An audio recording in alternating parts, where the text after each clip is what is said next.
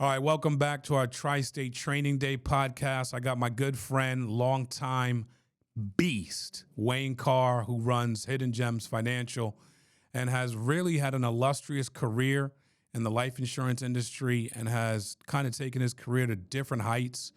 And we're going to touch on some stuff today that's going to educate you to become a better insurance agent slash advisor moving forward. So I want to first talk about, Wayne, your track and the pace that you've been on for the last, let's see now, is it 8 or is it 9? This is my 9th year. Wow. It was 8 years in July. 8.5 years of insurance sales, which again, in that time frame, brother, you learn to reinvent yourself, and you learn a lot of different things. When we first get on board and we start writing policies, we kind of don't know what we don't know, right? And as you start evolved between agency, you run a massive agency and you have, teams of people, and you can, moonwalk the recruiting / onboarding process at this stage of your career, and your career continues to evolve. So I'm not going to give the story. I want you to kind of talk about, where you are, where the industry is today and where you are today with inside that. Yeah. No, the industry, to me still, and I can't believe everybody doesn't do it, but I also understand why everybody doesn't do it, because it's work. And if I'm honest, had I known what I know now, I don't know that I would have signed up for it. But at the time, I needed a way.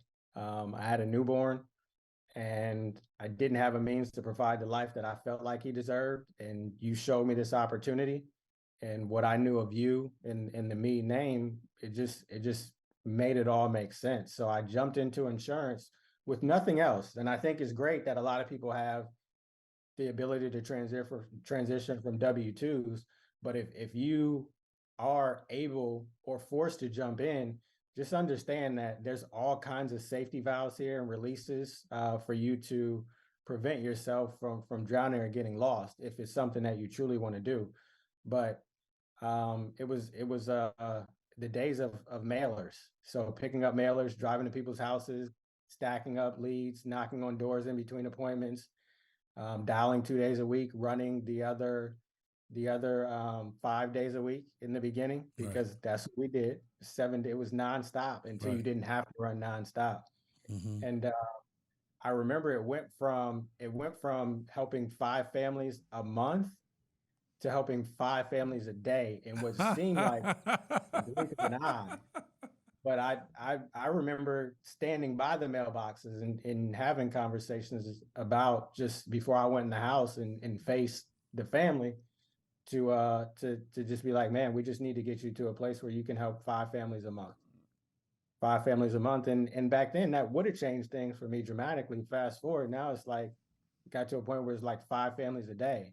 Now it's just wake up and help as many people as possible, because the numbers will take care of themselves as long as you work. No doubt. I remember those conversations. 5 families a month to 5 families a day. Wow. Yeah, man, that's evolution for sure. But you've seen a lot of evolution. You've seen the enactment of, the internet take place in our business. You've seen, what's the word I'm looking for? Virtual, going from the field to virtual and actually meeting with clients via Zoom. You were one of the first people that, built out a weekly schedule via Zoom, and then telesales, right? And how that's evolved in so many different ways for the agents and for, people that are looking to get into this industry. What have you seen with that, and how has that helped your every one of those transitions that you just named was a struggle. And I went kicking and screaming. I'm a creature of habit. So when you said you have to start using these internet leads, I didn't start doing it until I started recruiting people and they wanted to work internet leads. So I was like, well, I guess I got to learn how to do it if I'm going to help them. So, and it was the same thing with virtual. It was probably I vaguely remember I had recordings from a handful of people that were trying to help me transition to virtual, but I just couldn't get away from the idea of sitting kneecap to kneecap, belly to belly, and actually talking, connecting with people. So I had to figure out a way to make the virtual practice um, mirror the belly to belly. And once I figured that out and figured that process out through technology and screen sharing and just having them be a part of that process, that just became second nature. And you'd be hard pressed to get me to go to somebody's house. I'm like, yo, I'll spend 10 minutes walking you through how to get on a Zoom before I schedule a face-to-face appointment. I just heard that. That hit hard. I mean, when you get that, when you're able to create time and get that time back and that freedom, like you get spoiled quick, and it happened in an instant, and then you transition to telesales, and it was just a matter of figuring that out again and transitioning the process from virtual to telesales until it was kind of a hybrid of the three. Now I'll still go see people face to face, especially the clients that I have that were established face to face. But if I can get you on the phone or on Zoom and screen share or use like a crank wheel to just have you plug into my phone and share the screen on my phone, like there's a number of different ways to make it just like you were sitting in front of them. And if you're not taking advantage of the technology, if you're not there now, you're gonna get left because you thought it was bad during COVID. Right. Like nobody wants you to come to their house now. Everybody's busy doing nothing. So you got to figure it out, or you're just not going to survive. Isn't that crazy? Like, and maybe what you said, it could be a mindset, right? Like, but I think you're more right than wrong, where it's like, if you don't adapt to this, you're going to die. Now, I know at scale, when you want to build an agency, you can't survive, right? Because the people you're hiring ain't looking at. They're like, going to people's house. What? Like, I ain't banging up my rims and putting gas in my car. Like, I can save that by just sitting down and learning this process. But as you said, they were all a struggle, right? So being a creature of habit, I mean, knowing that you evolve, but you're a technology guy. You know what I'm saying? Like, you're actually, When it's convenient. huh? When it's convenient. Okay, And got then it. with the part of my sales process, I was a technology guy to buy shoes or to shortcut different processes. Got It it. wasn't about making a living. Got it. Makes sense. But when you did transition, did it, when you finally grappled with it and kind of made it part of your process, did it make it easier? It definitely made it easier. It made it easier because I could see more people. And it made it easier because it's just easier to manage. I mean, if I run an appointment, I don't have this paper that I have to file away in the car anymore, take home, take a picture of, send to admin. Now I'm doing it in GoodNote, airdropping it to my computer to attach it to appointment on my calendar. So every time I pull up that appointment, like it's all there. It just made everything more seamless and easier to manage. No doubt. So more transitions, right? More evolution, getting more, I guess, acclimated. I think it'd be impossible to ever be fully acclimated to the insurance. It's such a vast, vast industry with multiple sectors. It's one of the pillars in American culture and society, insurance. And there's a lot of things to insure. But when we continue on this life insurance path, you've continued to evolve, become more knowledgeable, spend time getting more intelligent on different products and the way to use them to help your clients. And you've landed kind of in this sweet spot of whole life and infinite banking.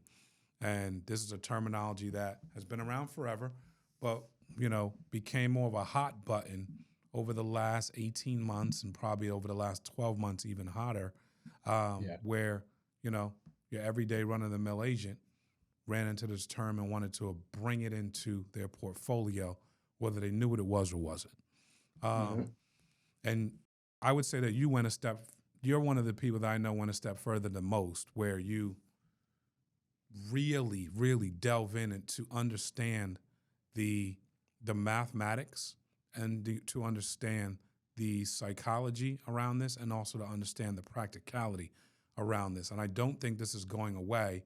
I think we're going to need to continue to educate agents and continue to help people get strong in these areas because these are real tools that help people really protect assets and tax strategies and income planning strategies. And if you're becoming more and more of a professional, you want to hear from Wayne Carr. So talk to us, Wayne, about some of the things that you delve into, uncovered, and why it's becoming a big part of your practice today. Yeah, you're right. It's not going away. It's only it. Man, you said so much. So it's definitely not going away because it's just such a robust vehicle and in the number of ways that you can position and use it, it just makes all the sense in the world. And I wholeheartedly believe that every household should have one.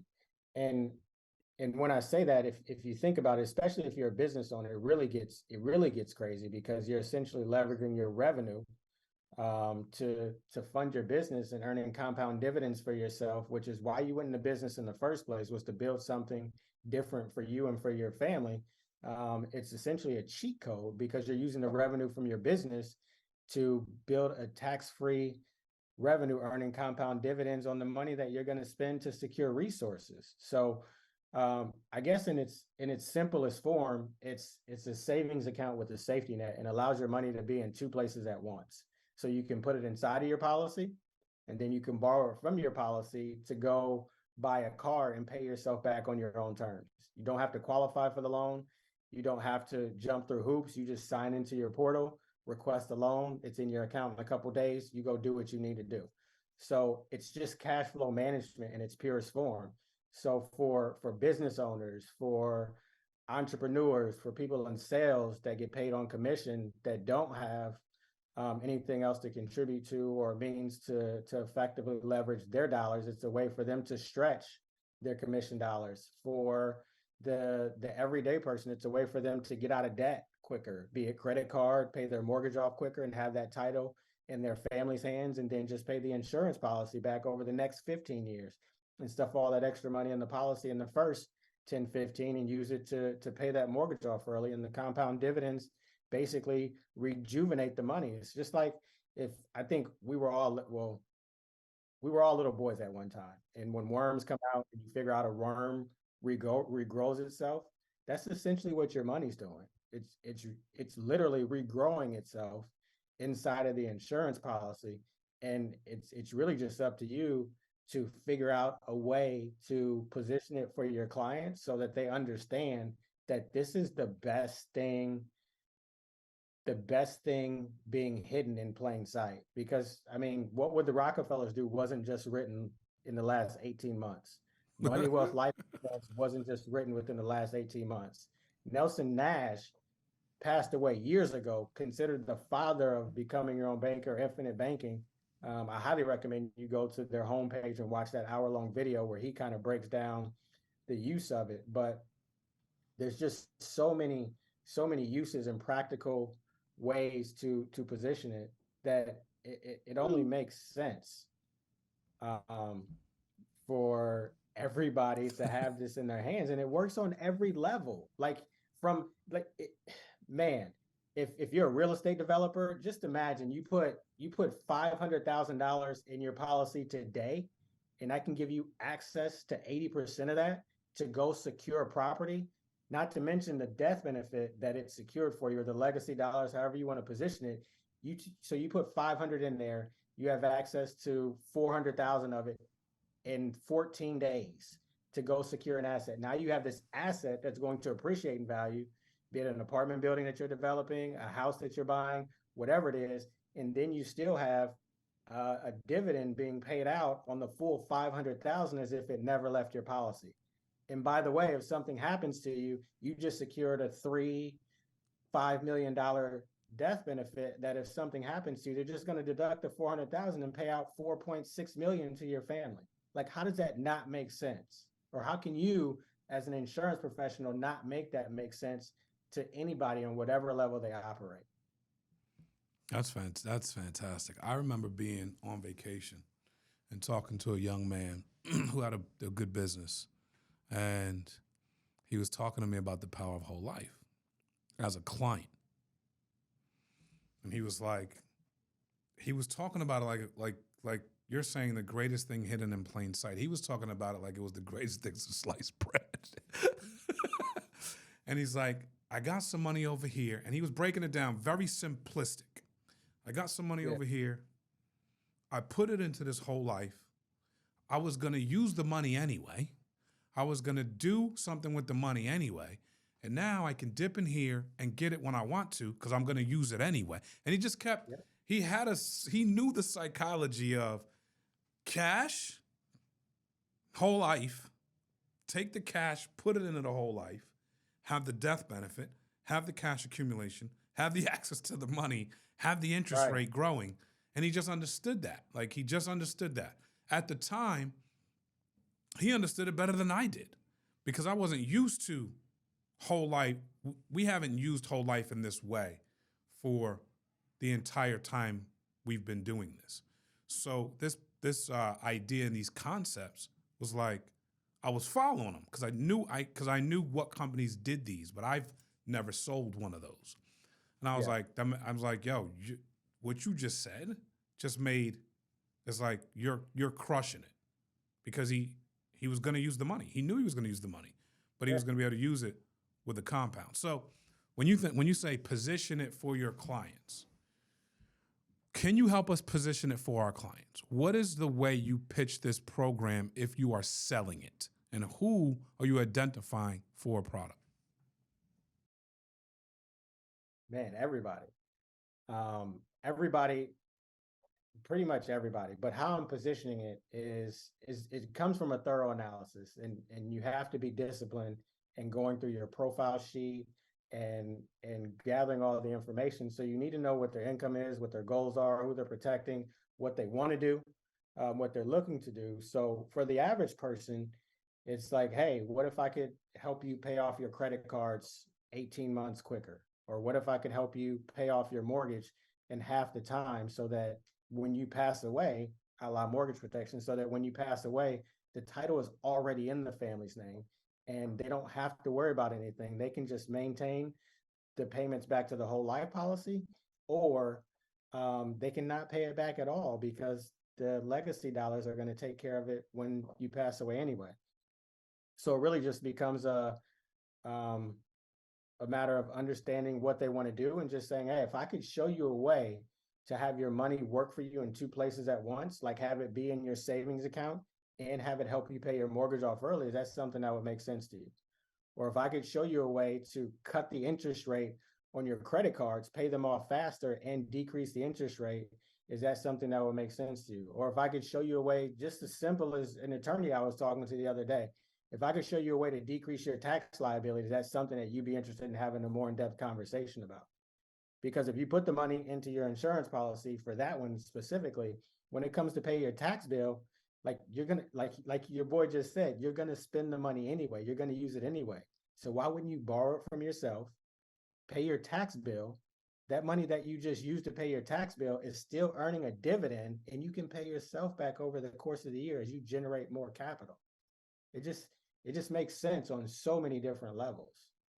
And then from there, if you so for me, anybody that I work with, I'm just having them position those conversations, bring those conversations back to me, and schedule a Zoom so that I can bring it home and have them join the Zoom and just have them learn it as you go, just like they were shadowing me in the field back in the day. So you just uncover it and watch me as many times as you need to, and every time you'll take the conversation progressively further and further until ultimately you don't need me at all, unless it's to tweak an illustration or something along those lines. But it's really it's the same process that we've been employing for years. It's just a different vehicle that we're pushing. Yeah, I mean that makes mad sense. I love those. You know, what I want to say is I like the way you're positioning the product in a practical situation, like a mortgage protection appointment, or just a regular, life insurance appointment. Now, there's one side of this, Wayne, that I want to get educated on, and our audience to get educated on is there's a lump sum, right, that you could put in, i.e., 100,000. Okay, but let's say you're talking to someone who doesn't have 100,000. Now you're talking to someone who's applying monthly principal, and obviously you can do both. Can you break down why each one and what you've seen out there? Yeah, so the lump sum just goes back to what you said. You're going to use the money anyway. So why would you leave it in a savings account or a money market, where when you pull it out of that savings account or the money market, you effectively killed that dollar. So that dollar dies when you deploy it to whatever you're going to deploy it to. So if I could show you a way to have it still grow the same way it's growing in your heightened savings account or your money market now, and then when you take it out to go do and execute on whatever you want to execute on, you still earn compound dividends, would that make sense to you? Is that something that would make sense to you? Or how much more productive would you be if your money was working for you in both places? And then like the lump sum, what I'm going to do is I'm going to talk to you if it's 50,000 a year, whether it's 50,000 a year lump sum or if it's 50,000 over the course of time. If you dump in 50,000, a portion of it is going to go to your premium. The rest of it is going to go to overfunding. You're going to have access to 80% of that 50,000 to go buy my Christmas gift. Hold on before you move forward. 50,000 and a monthly amount. Is 50,000 a target to get to on the policy, or is 50,000? Are you just saying that like it's, $433 a month over 10 years? It's both. I can do it as 50,000 a year, like you're building up to that 50,000 mark on an annual basis, or I can do it as you dumping a lump sum of 50,000 in and figuring out how much more you're going to put in throughout the course of the year, and structure it so that it can receive that money too without becoming a modified endowment contract. Right. So it's the same conversation. If it's 50,000, like you said, and it's 4,066 a month, a portion that is going to go towards your premium, which is probably going to be about 5,000 a year. Yep. And the rest of it is going to go towards the paid up additions or the LPUA. And that those paid up additions accumulate, you'll have access to that to borrow out to go execute on whatever you want to.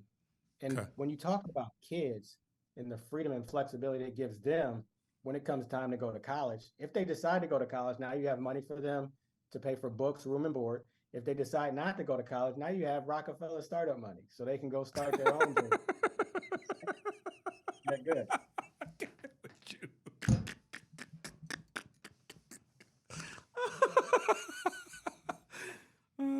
Like they gave me Rockefeller startup money.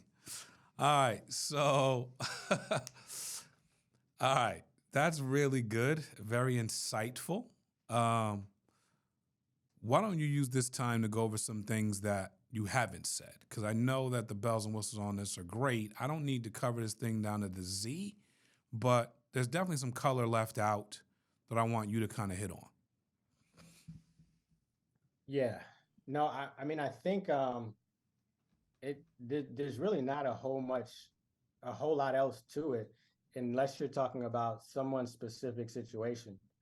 But it's really, when you understand it, it can be made to be that simple. And I think it has to be, because until the general public gets more educated on it, you have to figure out a way to relate to them and convey it to them in a way that they can understand. Now, obviously, when you start talking about dumping money into it, like I have a client that I'm working with now that's literally liquidating all of her IRAs, her 401k. She's my age without disclosing. So there's a couple years between now and the time that she retires. Mm-hmm. So going back to the tax play, like, you haven't paid taxes on that money. You think taxes are going to go up, or you think taxes are going to go back down? Everybody says taxes are going to go up because of the national debt. And mm-hmm. the only way to put a dent in the debt is if they raise taxes. So taxes are going to go up. So you telling me you're okay deferring taxes for another 20 years when taxes are going to be God knows what, instead of paying the taxes on it now? How does that make sense?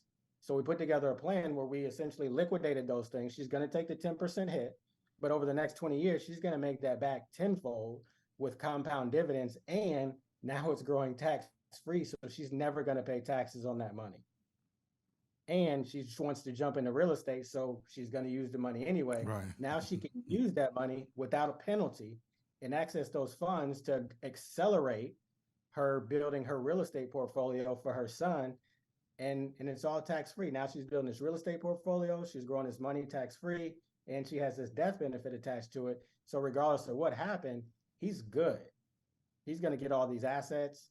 He's going to get the death benefit from this. And she has this bank that she's going to pass on to them. And then the knowledge that she's going to pass on to him, and him being able to do this at his age versus our age, where we're just jumping into it. Like the power of compounding, as you outlined in your presentation that you gave years ago, that you won some contest with Tax-Free Retirement with Patrick Kelly, that story about the power of compounding, just starting them off earlier just puts them in a different stratosphere. Yeah, man, it's powerful. Yeah, and I think that, 2024 and beyond is going to lead and lend to you being, on more trainings on something like this, because this is very, very, very powerful information, like very powerful. It's not that advanced, like it's not, except if you haven't been exposed to it, you do need to kind of get wet, if you will. You do need to kind of get in the water and start navigating. But it's actually less complicated than an index universal life policy. So the simplicity and the ease and how to bring this into an everyday home or an everyday Zoom or telesale, Wayne, is something we probably need to get more into, not less. So you dropped some serious gems here, my brother. Thank you for sharing with us on our Training Day podcast. Comes from. What'd you say? Where it comes from. The people we work with and the gems that get dropped. Yes, sir. Well, as always, another barn burner from Wayne Carr. Thank you, my man. I'm excited, I'm excited about, what this can do for the agent force. I'm excited about what this can do for people. This is a game changer, from a standpoint of just being able to relate to everyone and bringing immense value to everyone that you meet.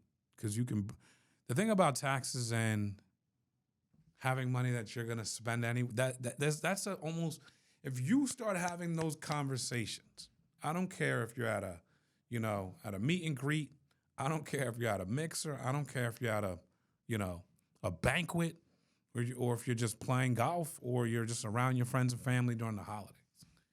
It's very hard to ignore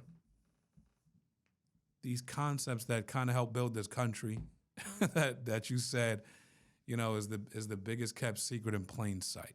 And I think that's the piece.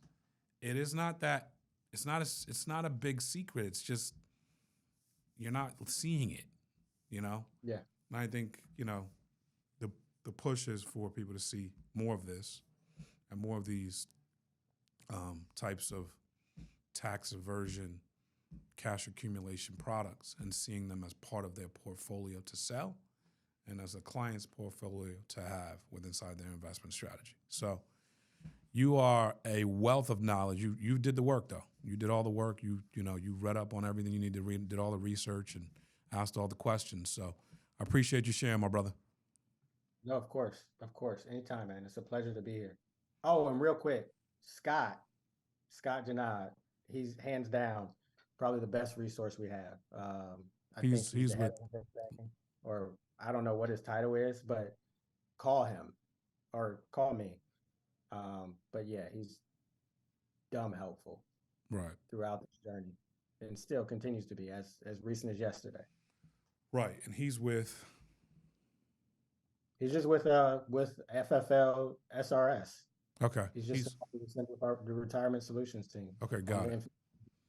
Okay, amazing. So he's a resource within house that you can grab and use and call on demand. I'm sure you can get his number from the SRS team. And we thank you. And Wayne, appreciate you bringing value, brother.